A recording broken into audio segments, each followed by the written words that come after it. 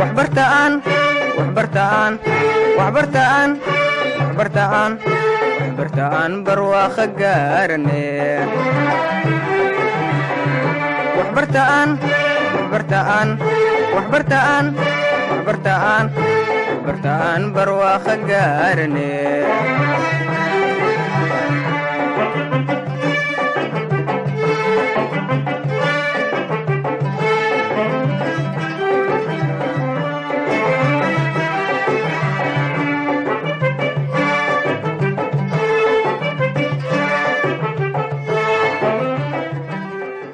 kulanti wacan daawade waxaad ku soo dhawaataan barnaamijka waxbarashada aad toddobaadkiiba ka dheehataan shaashada TV-ga Shabeelle. barnaamijka waa barnaamij toddobaad wali waxaynu ku soo qaadanaa isla markaan booqasho ku tagnaa mid kamid ah jaamacadaha ama iskuulada ku yaala magaalada caasimadda ee Muqdisho. waxaan toddobaadkani barnaamijka aynu ku soo qaadan doonaa isla markaan booqasho aan ku tagnay jaamacadda City oo kamid ah jaamacadaha ku yaala magaalada caasimadda ee Muqdisho. waxaan ku suganahay isla markaan halkaan noogu soo dhaweeyay madaxa xiriirka bulshada ee jaamacadda City Cabdifataax Nuur Cabdi Aloosa. asaga ayaa barnaamijka maanta toddobaadkani aynu ku xog wareysan doonaa isagoo nooga xog bixin doona waxyaabaha jaamacadda ay bixiso sida ay ardaydu waxbarashada kulliyadaha ay u siinayaan iyo waxyaabaha ay kaga duwan yihiin jaamacadaha kale ee ku yaala dalka. ku soo dhawaada mar kale iyo waliba barnaamijka waxbarashada anigoo ayaa Nuur ayaa barnaamijka halkan idin kala socodsiinaya. waxbartaan waxbartaan waxbartaan waxbartaan waxbartaan barwaaqo gaarane waxbartaan waxbartaan waxbartaan waxbartaan waxbartaan barwaaqo gaarane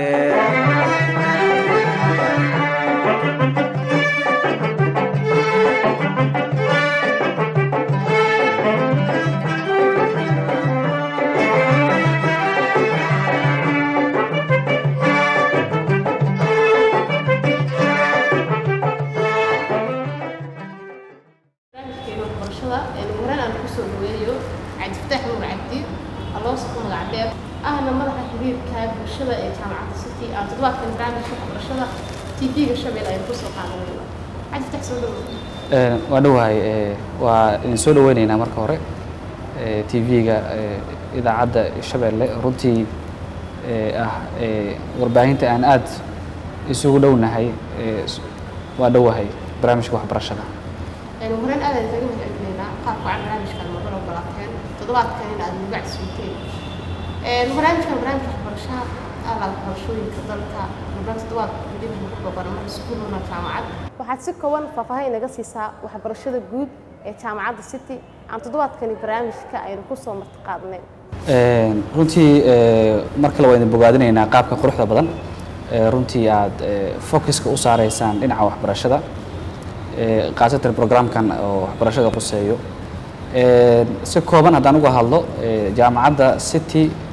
runtii waxay ka mid tahay jaamacadaha ku yaala magaalada Muqdisho. jaamacaddu waxaa la aasaasay sanadku markuu ahaa 2012 waa dareemi kartaa xilligaas dalku waxaa ka jiray jaamacado aad u badan oo magaalada Muqdisho si qaas uga furnaa. jaamacaddu markii la aasaasayay maamulkii wadabaxaadka ama tiirka u muday jaamacadda waxyaabay ka fikireen jiro xilligaas baahi gaar loo qabay. waxaa ka mid ahaa in ardayda Soomaaliyeed ay helaan waxbarasho tayo leh. sidoo kaleeto takhasusaad waxaa jiro jaamacadaha aysan bixin xilligaas oo aan aad focuska jaamacadda u saartay. waxaa ka mid ahaa cilmiga badda oo runtii xilligaas aanan dalka lagu dhigin. sidoo kale kuliyaadka qaar ee jaamacadaha ay bixiyaan ama jaamacaddu xilligan la furaayay waxyaabaha ay aad uga fikir waxa ka mid ah in ardayga la siiyo practical joogto ah si ardayga hadhow ka aflaxay jaamacaddu u noqdo arday ay ka muuqato waxbarashada jaamacadda. xilligaas jaamacaddu la aasaasay asbaabahaas ayaana kalifay jaamacadda in la daahfuro ama jaamacadduba lagu dhawaaqo. waxay bixisaa jaamacaddu kulliyad aad u badan oo gaarayaan ilaa iyo 5 takhasus ama 5 kulliyada waaweyn. waxay leeyihiin programme kala duwan. waxaa ka mid ah kow kulliyadda la yiraahdo engineering and IT kuliyaddaas waxaa hoos tago waxyaabaha la xiriira dhinaca engineerinka iyo IT-ga. waxaa kaloo ka mid ah kuliyadda la yidhaahdo College of Agriculture and Natural Resources oo runtii jaamacaddu ay aad ugu faanto. waa laba qayb oo isi saaran. waxaan dhahnaa dalku wuxuu ka kooban yahay laba khayraadka badda iyo khayraadka beriga. saas ayay kuliyaddaas ahmiyad gaar u leedahay. cilmiga badda oo la yidhahdo marine science ay jaamacaddu bixisaa oo bachelor degree ah oo 4 sano ardaygu uu diyaarinayo. jaamacaddu waxay leedahay campus gaar ay ku leedahay degmada Cabdulcasiis oo ardayga waxaan barnaa culumtaas si guud wuxuu u bartaa marine science practical joogto ah oo maraakiibtii iyo doomankii jaamacaddu ay leedahay ayuu practical ku sameeyaa ardaygu. si qaas ah ardaygu laba qayb ayuu bartaa. qaybta oo in la baro waxyaabaha ku nool badda oo la yidhaahdo marine fisheries in la yidhaahdo in la baro biology and fisheries iyo sidoo kaleeto in ardaygu ku takhasuso waxa loo yaqaano marine navigation oo waxyaabaha gaadiidka badda ku socdo kaleeto oo ayaga laftirkooda u baahan cilmi. dhinacii baarihii oo agriculture-ka jaamacaddu ahmiyad gaar ayay siisay oo waxaa loo diyaariyey qalabkii practicada sida greenhouse-kii jaamacadda ardayga ku sameynayay practicada. waxaa kaloo ka mid ah kuliyadaha jaamacaddu lagu dhigo College of Humanity and Social Science oo ayagana ay hoos tagaan takhasusaadka ka mid ah dhinaca sharcigii, lowgii, social work, cilmiga adeega bulshada, political science, siyaasadii oo kala baxayaan public administration iyo IR iyo conflict and peace building. waxaa kaloo ka mid ah kuliyadda ugu dambayso la yidhaahdo College of Business Administrative Sciences oo ay hoos tagayaan dhammaan waxyaabaha la xiriira dhinaca dhaqaalaha iyo ganacsiga sida business administration, accounting, banking and finance, economics, waxyaabahaas ay la xiriiraan. sidoo kaleeto jaamacaddu waxyaabaha runtii aad marka la furayay aad ugu faanaysa waxaa ka mid ahaa arday kastoo jaamacaddu kusoo biiraya ama jaamacadaha Muqdisho ku biirayaba wuu iska bilaabi jiray jaamacadda isagoo soo dhameeyay dugsi sare. laakiin marka loo eego hanaanka waxbarashada dalka amaba aan fiirino wadamada dariskana la ah caalamka, ardayga markuu soo dhameeyay marxalad dugsi sare ee fresh uu yahay waxaa la marsiiyaa marxalad la yidhaahdo foundation program. city waa jaamacadda keliya ee ku taala magaalada Muqdisho ee leh programkaas la yidhaahdo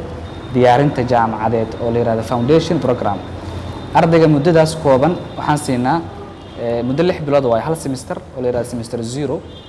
ardayga wuxuu qaataa 3 maado oo aas-aas u ah jaamacadda. waxaa koow ka ah luqadda Ingiriiska. sababtoo ah markuu bilaabi doono jaamacadda uu gaaro semesterka koobaad waxaa u fududaanayso inuu akhrisan karo buwaagtiis oo manhajka jaamacadda. waxaa u fududaanayso inuu samayn karo wax loo yaqaano research waxa loo diri doono assignment inuu samayn karo. waxaa u fududaanayso macallimiinta qaar jaamacadda wax ka dhigo waa ajaanib kuliyaadka si ardayga hadhow macallinkaas wax sharaxi doono ay caqabad ugu noqonin fahamka waxa uu baranayo ama kuliyadiisa. waxaa kaloo la mid ah oo aan barnaa 2 maado oo la yiraahdo ICT iyo math oo runtii ayagana aan isleenahay basic jaamacadda ay ka anfacaysaa. computerkii oo ah aaladii la isticmaali lahaa waxaan ku soo barnaa semesterka ugu horeeyo la yiraahdo foundation ama 0 semester 0. xisaabtana ardayga waxaa waaye maskaxdiisa ayaan u diyaarinaa in jaamacadda uu si aan baqaadi karo. saddexdaas maado kadib markuu ardayga dhameeyo waxaan siinaa shahaado diploma ah. wuxuu bilaabaa ardayga oo diyaarsan luqadda fahamsan ayuu wuxuu bilaabaa marxaladda jaamacadeed ee semester 1 ayuu bilaabaa. jaamacaddu nidaamkaas ayay ku shaqaysaa oo arday aad u fara badan ayaa runtii ka aflaxay oo jaamacadda xilliyadaas ay furnayd. jaamacadduna way aragtay faa'iidada ay leedahay waxyaabihii loo aas-aasay oo runtii dufcadii ka qalin jabiyey ayaan aragnay. waa arday dhisan waxay ay barteen ka run sheegeen language-ka ay wax ku barteen runtii ay ahamiyad gaara u noqotay markay diyaarinayeen buuggooda qalin jabinta iyo in masterka markay diyaarinayeen bay aad ugu fududaatay programkii diyaarinta ah ee foundationka iyagoo xataa markii dibadda ay aadeen qaarkood aysan u baahnayn inaysan maraan wax loo yaqaano 1 sano oo diyaarin ah laakiin 6 bilood ee jaamacadda city ay u noqotay faa'iidada ugu horeysa ay ka dhaxleen jaamacadda. marka waxyaabahaas runtii waxyaabaha jaamacadda aad ugu faanto aan kaga duwanahay jaamacadaha kale ee ku yaala magaalada Muqdisho ayay qayb ka tahay. maadaama sheekay 2015 baan wada 2012 jaamacadda la asaasay ujeedooyin dhowra ama sababo dhowra marka loo asaasay sidaad sheegtay bal ujeedooyinka loo asaasay hal iyo laba haddaad daawadayaasheena aad ku xusto runtii aadaan qaybta horena ku sheegay waxaa ka mid ahaa waxyaabaha jaamacadda loo aas-aasay in jaamacaddu dee ay waxbarasho tayo leh ay kusoo kordhisay dalka oo hadda intaan tilmaamaya ay ka mid tahay sababtoo ah sanad walba waxaa soo qalin jebiyay arday aad u fara badan runtii jaamacado kala duwan ay ka soo aflaxaan muhiimaddu waxaa waaye ardayga jaamacadda ka baxayo inuu yahay arday u diyaarsan marxaladda jaamacadeed jaamacaddu waxaa aasaasay aqoon-yahano runtii PhD ku haysta dhinaca tacliinta sare waxay waxbarashadooda intooda u badan kusoo qaateen waddanka dibaddiisa waxay dareemeen inay jirto baahi waxbarasho magaalada muqdisho oo hadda aan tilmaamayay sidaas ayay jaamacaddu loo aasaasay marka waxaad dareemaysaa dufcadihii ka qalin jebiyey jaamacadda iyo bilowga jaamacadda markaad fiirisid waxaad is leedahay ujeedooyinkii jaamacadda loo aasaasay oo runtii jaamacaddu muddo kooban furan inay gaartay sanadkan 2020 jaamacadda waxaa ka aflaxayso dufcaddii saddexaad ee jaamacadda jaamacaddu runtii ma lahan waxa loo yaqaano part time sababtu keenaysana wax kale ma aha jaamacaddu waxay fiirinaysaa iyadoo ka duulaysa tayada waxbarashada oo loo aas-aasay ardayga in la siiyo saacado ku filan dhinaca waxbarashada oo xiisadda uu qaato muddo 3 saacadood ah part time-kuna waa dareemaysaa waqti kooban waqti aad u kooban inuu ardayga ku qaadanayo jaamacadda sidoo kaleeto jaamacaddu bedel ma qabato jaamacadaha ku yaalla magaalada muqdisho ama guud dibadda oo kaleeto sababtu wax kale ma aha ardaydeenu waxay soo maraan waxa loo yaqaano foundation program ama semester 0 arday aan language-kiisa la soo tijaabinin ICT-giisa aan la tijaabin xisaabtan aan laga soo tijaabin suurtagal ma noqonayso inuu bilaabo jaamacadda taas waayaan jaamacaddu aad ugu faantaa semesterka ugu horeeya oo la yiraahdo semester 0 maadaama aad ka dhawaajin jaamacaddu ay joogaan macallimiin ajaanib waxna ay dhigaan ma kuwa ajaanib kaliya jaamacadda wax ka dhiga mise way jiraan macallimiin kale oo Soomaali ah runtii su'aal aad u fiican waaye macallimiinta wax ka dhiga jaamacadda City waxay isugu jiraan Soomaali iyo ajaanib waxa aad u badan macallimiinta Soomaalida ah waxaa jira macallimiin ajaanib ah oo runtii ayagana wax ka dhigaan kuliyaadka kala duwan ee jaamacadda qaar ayaa waxay yihiin dhimanka kuliyadda ama hormuudka kuliyadda ay yihiin tusaale ahaan marine science cilmiga badda kaleeto dhiin waxaa ka ah kuliyaddaas macallin hindi ah oo PhD ku haysta cilmiga marine science-ka runtii oo PhD ah waxaa kaloo jira macallimiin Soomaalina way jiraan wax ka dhigaan that's why ardayga loogu qasbaa semesterka ugu horeeya inay u fududaato fahamka language-ka wax ku baranayo aan ka fiirinayna laba dhinac manhajkii waxbarashada dalka oo jaamacadda ay ku base garaysan tahay luqadda Englishka iyo buugagta la siin doono iyo sidoo kaleeto macallimiinta wax u dhigi doonto xataa kuwa Soomaalida waxyaabaha wax ku sharaxayaan ama ay buug ay akhrin doonaan ama macallinka maadada uu dhigayo waxay ku qusaysaa dhinaca language-ka Englishka soo ardaygu markasta waxa gundhig u ah language-ka inuu yaqaano macallimiinta ajaanibtuna way u fududahay in ardayga ay la sameeyaan falgal fiican si ardayga waxbarasho fiican uu jaamacadda uga helo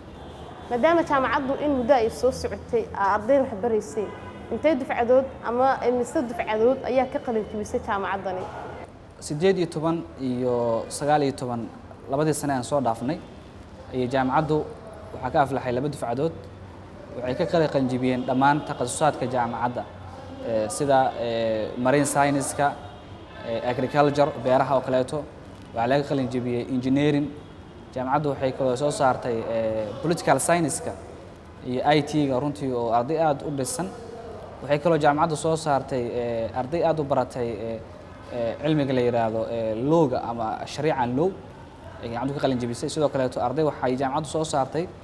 baratay cilmiga la yiraahdo business administration oo kaleeto dhinaca dhaqaalaha sanadkan oo ah 2020 dufcaddii saddexaad ay qalin jebinayso dhammaan takhasusaadka kala duwan ee jaamacadda ayaa laga qalin jebin doonaa insha Allah marka laga reebo programming yar yar waxa kamid ah social work ilowga oo ayagoo ardaydu aysan wali qalin jebin oo laga yaabo sanadka dambe insha Allah inay qalin jebiyaan laakiin dhammaan takhasusaadka kale jaamacaddu waa laga qalin jebin doonaa insha Allah kuliyaha marka aad kala waajisay ardaydu aad bartaan jaamacaddu ay bixiso ma jirto wax sii dheeraada oo ardaydu markaasi ama practical tababaro marka u siideen aad bixisaan waa su'aal aad u fiican marka laga hadlayo tayo waxbarasho kuma koobno oo keliya ardayga in la siiyo theory waxaa jaamacaddu ay aad uga fikirtaa ardayga in la siiyo theory plus practical oo runtii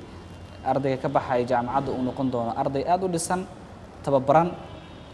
waxyaabaha uu bartayna runtii ka run sheegi karo xiisadda ardaygu qaadanayo waxa u raacdo practical joogto ah waxay kale jaamacaddu siisaa tababaro la xiriiro waxa asaga uu baranayo marka uu gaaro xilliga gabagabada jaamacadda qalin jebintiisa ku dhawaadana ama semesterada dhexe uu gaarana jaamacaddu waxay u dirtaa wax loo yaqaan field work ama wax loo yaqaan internship ardayga la uu sameeyo jaamacaddu si ardayga marka uu dhameeyo jaamacadda ay ugu fududaato cilmiga uu baranayo inuu yahay cilmi ka run sheegi kara ardayga soo ardaygu waxaan siinaa cilmiyada kala duwan ee jaamacadda uu baranayo theory plus practical inuu ardayga qaato waa ahmiyadda jaamacadda ay u furan tahay loona aasaasay ardaygu markuu dhameeyo waa inuu yahay arday waxa uu bartay ka run sheegi karo ama laga dareemi karo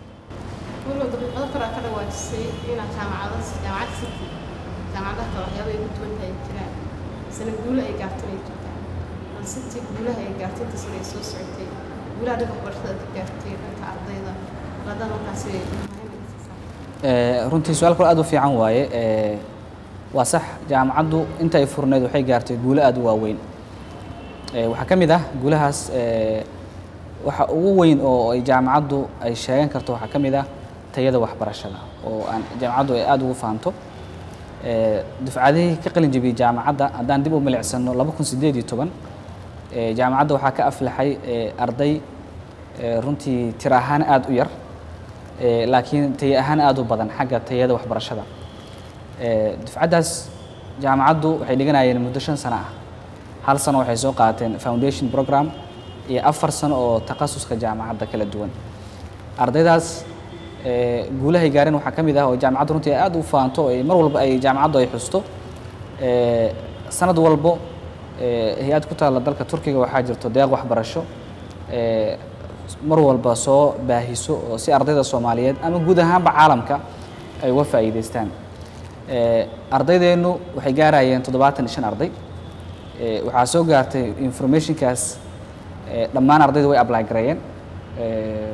fursaddaas waxbarasho oo master degree-ga dalka Turkiga ardaydeenu 3 meelood 2 meelood ka mid ah automatic waxay heleen waxbarashadaas waxyaabaha aad u saaciida waxaa ka mid ahaa ardayda oo aan aad u wareysanay waxaa la weydiiyey su'aalaha buuggooda qalin jebinta inay waxyar ka faaloodaan oo ay ka hadlaan ciwaanka ay doorteen sababta ciwaanka ay u doorteen waxyaaba ku kalifay script kooban inay ka diyaariyaan ama ay ka soo qoraan ardayga dabcan ardayda kale waa la weydiinayay laakiin ardaydeenu waxyaabaha aad u saaciida waxaa ka mid ahaa buugga qalin jebinta kaleeto waxay qaataan maaddo la yidhahdo capstone oo ardayga inta uu dhiganayo semesterka ugu dambeeya jaamacadda uu la qaadanayo so wax kasta buuggaas ku saabsan ardaydeenu si deep ay u yaqaanaan ardaydeenuna 2 meel 3 meelood 2 meel ka mid ah waxay joogaan dalka Turkiga waxbarashadaas master degree ay diyaarinayaan waxayna ku heleen aqoontooda waxa u raacsiisneed language-ka ay aad ugu fududaatay oo formka buuxintiisii ka jawaabistiisii qaarkood la soo wacayo interview online ay sameeyeen waxyaabaha lagu su'aalay waxaa ka mid ahaa language-ka aad u saaciiday marka dufcaddii labaad oo kaleeto way jireen fursado noocaas ah oo jaamacaddu ay aad u soo bandhigtay oo ka faa'iideysteen waxaa kaloo la mid ah runtii jaamacado waaweyn oo ku yaala wadamada caalamka waxaa ka mid ah marka laga tago Turkiga iyo Malaysia iyo Afrika jaamacad ku taalo wadanka Mareykanka oo waxaa jirto fursado waxbarasho siisa ardayda Soomaaliyeed gaar ahaan ardayda jaamacadda City waxaa sanadkan jirto ilaa 2 kursi oo deeq waxbarasho ah oo jaamacad la yiraahdo New Haven oo ku taala wadanka Mareykanka oo ardaydeenu la yiri ay ka faa'iideystaan dufcadda sanadkan qalin jebinayso iyo dufcadii hore waxyaabaha aad loogu xulanayo waxaa ka mid ah ardayga waa inuu language-ka aad u yaqaan luqadda oo imtixaanka oo caalamiga ah ee la yiraahdo TOEFL ee language-ka inay ku galaan wadanka Nairobi kaleeto ama Uganda inay ku maraan then arday uu kaga gudbo isagoo helaya waxbarashadiisa noloshiisa inuu kusoo qaadan doono waddankaas Maraykanka waxbarasho tayo leh. Marka waxaan ka wadaa fursadaha noocaas ah waxaa heli karo arday ay runtii waxbarasho tayo leh soo qaatay, waana waxyaabaha jaamacadda runtii ay u furan tahay amaba loo aasaasay oo khayr Allah siiye maamulka ugu sarreeya jaamacadda ay mar walba ay runtii ay hoosta ka xariiqaan inay tahay waxa loo yaqaano quality-ga number 1 oo aysan fiirin waxa loo yaqaano quantity-ga tirada ardayga. waxaana tusaale kugu filan ardayda jaamacaddu ay qaadanayso shuruudaan ku xirnaa jaamacadda iskama qaadan ardayga ardayga wuxuu galaa imtixaan aqbalaad uu galaa jaamacadda. imtixaanka aqbalaadda jaamacaddu markuu galo ardayga darajo ayuu ku baasi karaa jaamacadda inuu gudbo. haddii darajadaas ardayga uu keeno oo imtixaanka aqbalaadda jaamacaddu way aqbalaysaa. hadduusan keensan darajadaasna ma aqbalayso jaamacaddu. okay, ardayga marka uu darajadaas keensaday oo ay jaamacaddu aqbashay waxay siinaysaa maadaama ardayga tayo waxbarasho dugsi sare uu lahaa fursad waxbarasho oo scholarship discount la siisaa. tusaale ahaan arday qaar waxay keensadaan 10% in la siiyo, qaar 20 in la siiyo, qaar 30 in la siiyo boqolkiiba, qaar waxaan aragnaa 50% iyo above inay keensadeen. so darajooyinka ardayga ee keenay ku xiran tahay. marka maadaama tayo waxbarasho ay ka soo bilaabanayso aqbalaadda jaamacadda ilaa ardaygu ka dhammeynayna wuxuu ku qaadan doonaa insha Allah tayo waxbarasho si arday micno leh jaamacaddu uga baxo waxa uu bartana runtii ka faahfaahin kara ama ka run sheegi karo. qiimeynta darajada marka ardayda aad sheegtay inaad ku xulanaysaan ma jirto arday kale oo waxbarasho aan awoodin inay wax bartaan oo jecel darajo fiican aan keensan examka aad ka qaadeen oo kale isna aad caawisaan jaamacadda inaad ku soo dhaweysaan. ardayda horta mar waxay isugu jiraan laba qayb. ardayda darajadii jaamacaddii aqbalaadda gaaro iyo jaamacaddu ay aqbashay, arday laakiin darajadii aqbalaadda aanan gaarin jaamacaddu ma aqbasho. waxaan u sheegnaa waxbaa ka dhiman waxbarashadiisii dugsiga sare. talooyin waxaa jiro xafiiska admissionka iyo PR-ka ardayda noocaas ay la wadaagaan. waxaan u sheegnaa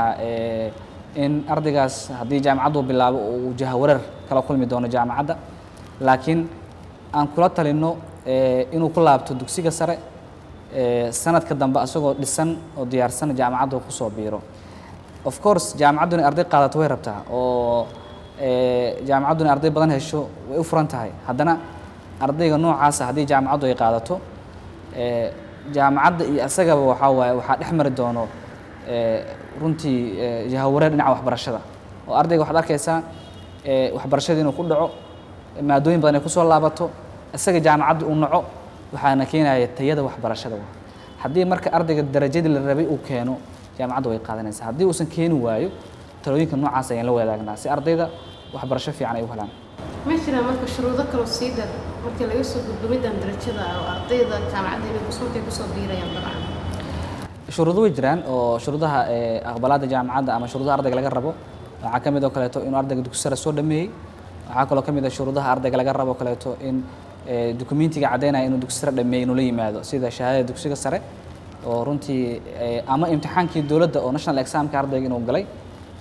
aanan ku xujeyno inuu baasay. waxaa kaloo la mid ah shuruudihii sawirradoo kaleeto iyo faylka oo dukumentiga lagu xareeyay ardayga inuu la yimaado. ardayga markuu intaas keensado ayaan waxaan u ogolaanaa inaan imtixaankii aqbalaadda ka qaadno. waxaan nahnay jaamacadda keliya ee aan ku xujeynin lacag arday aqbalaadda jaamacadda. ardayga jaamacadda lacag kuma xujeyno. intaas markuu ardayga la yimaado waxaan siinaa imtixaanka aqbalaadda kalsooni waxaan siinaa in imtixaankaas aqbalaadda hadduu keensado buundo aad u fiican aan siino scholarship discount leh kadibna uu bixiyo processka admissionka jaamacadda ee aqbalaadda uu maro dhinaca dhaqaalaha. laakiin marka hore waxaan u sameynaa ardayga si aan u hubinno tayada waxbarashada shuruudahaas markuu keeno inaan ka qaadno imtixaankaas aqbalaadda jaamacadda oo runtii imtixaan aad basiid u ah fudud ah ardayda badanaan ay aad ugu baasaan marka laga reebo arday aad u yar runtii oo aan aragnay wax aad u yar boqolkiiba 1 ama 2 ayay ku soo laabtaan imtixaankaas. laakiin boqolkiiba 99 waa arday runtii aad uga guuleystay imtixaankaas. wallaahi runtii annaga iyo ardayda waxaan leenahay xiriir aad u weyn. waxaa kaloo aad u jiro jaamacaddu waxay leedahay guddi arday ay leedahay oo ama association ay leedahay waxbarasho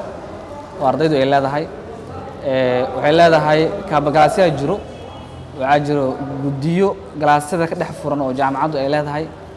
xafiisyadaas oo dhan waxkooda ardaydaas oo dhan iyo guddiyadaas waxay falgal leeyihiin xafiiska arrimaha ardayda. waxaa ku xigo xafiiska public relationka jaamacadda oo aan joogo mas-uulna aan ka ahay cilaaqaad aad u weyn aan nagala dhexeeyo ardayda qaar oo kaleeto haddii ay dareemaan oo kaleeto inay wax ku adkaadaan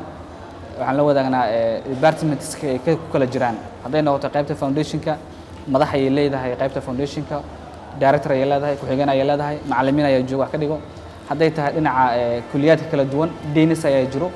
iyo waxaa jiro macallimiin wax ka dhiga kuliyaadkaas waxaa naga dhexeeyo annaga iyo ardayda xiriir aad u weyn oo ka soo bilaabanayo guddiyada ardayda ilaa laga soo gaaraya xafiiska arrimaha ardayda ama admissionka ama biyaarka jaamacadda ma jirtaa wax xiriira marka aad la leedihiin jaamacadaha caalamka runtii su'aal aad u fiican waaye way jirtaa jaamacado aad u badan oo ku yaala caalamka xiriiraan leenahay waa haddaan kasoo sheekeynaya turkiya oo kaleeto jaamacaddu waxay ku leedahay jaamacado aad u badan oo runtii private iyo public isugu jira jaamacaddu cilaaqaad ay la leedahay dufcadihii koowaad iyo labaadna way dhigtaan hadda waddamadaas hadda ardaydeena dufcadda saddexaad qaar ayaa hadda online waxay ku diyaarinayaan maadaama hadda covid-19kii sanadkan uu jiray hadda ardaydeena qaar online waxay ku diyaarinayaan jaamacad la yidhaahdo Bursa Technical University oo ku taala dalka Turkiga hadda master degree semesterka ugu horeeyay online ku diyaarinayaan semesterka xiga insha Allah waxay u tagi doonaan waddanka Turkiga waa taanta ka sheekeynaya Mareykanka jaamacadda shanaad ee waddanka Mareykanka New Haven la yiraahdo in fursad waxbarasho sanad walba aan ka helno jaamacaddu fursado aad u badan ay heshaa oo wadamada caalamka waxaana keenayaa runtii tayada waxbarashada ee jaamacaddu lagu ogyahay waxyaabaha jaamacaddu aad loogu ammaanayna ka mid tahay ardayga ka baxaya jaamacaddana waa arday runtii aad loo hubiyey tayadiisa waxbarashada si ay jaamacadahaas caalamiga ah ee wadamadaas ku yaala uusan ardayga uusan maado ugu soo laaban ama uusan arday ugu noqon arday waxba ka baranaynin laakiin ardaydaas waa arday aan xulnay jaamacadduna runtii guud ahaan ardaygu inuu arday dhisan yahay gabagabadii barnaamijka waxbarashada TV-ga Shabeelle ayaan isla soo gaarnay ugu dambeyn maxaad markaasi aad soo jeedin lahayd uguna baaqaysa ardayda markaasi ama dhammaan inta danaysa muhiimadda ay leedahay waxbarashada runtii su'aal aad u fiican waaye waan idin mahad celinaynaa TV-ga Shabeelle fursaddan qaaliga runtii aad na siiseen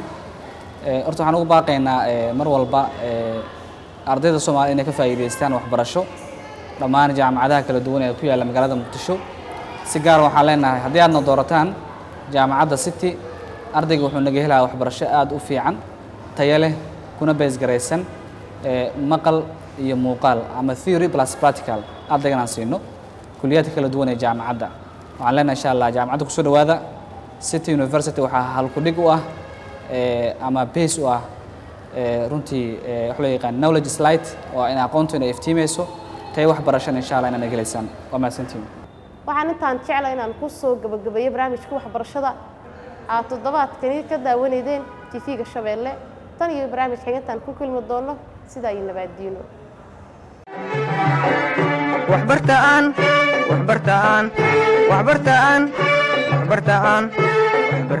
barwaaqo gaarne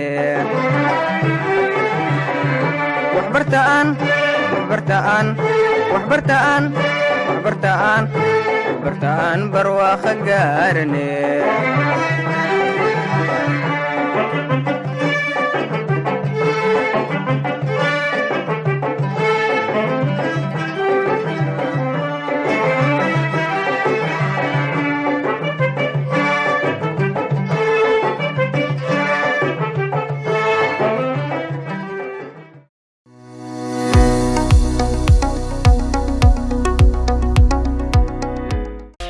ku xirnow IBS Bank goob kasta iyo goor kasta adigoo isticmaalaya IBS Mobile Banking degso application-ka oo isticmaal adeega IBS Mobile Banking si aad u isticmaasho application-ka fadlan kala soo deg Google Play ama App Store-ka ku qoro IBS Mobile Banking kadibna guji install si aad ula soo degto app-ka haddaba ka isticmaal teleefankaaga adeegyada IBS Bank